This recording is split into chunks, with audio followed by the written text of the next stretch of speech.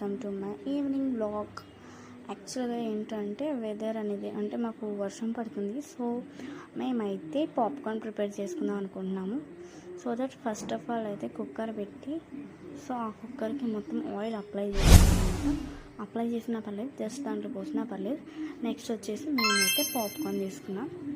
So ఇదైతే బటర్ది అయితే కదా, నార్మల్ది.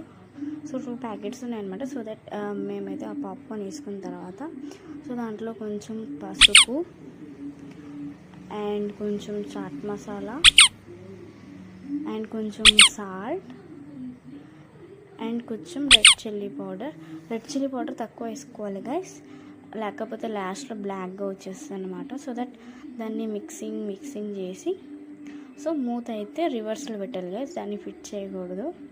సో మూత అయితే రివర్స్లో పెట్టేసి సో ఒక 5 or 10 minutes అయితే ఆగాలి. మనకు ఆ సౌండ్ వస్తుంది చూడండి గైస్, ఒక 5 minutes or 10 minutes. సో ఇట్లా అయిపోయిన తర్వాత సో మనం దీన్ని ఇంకా స్టవ్ ఆఫ్ చేసుకొని తినేయడమే.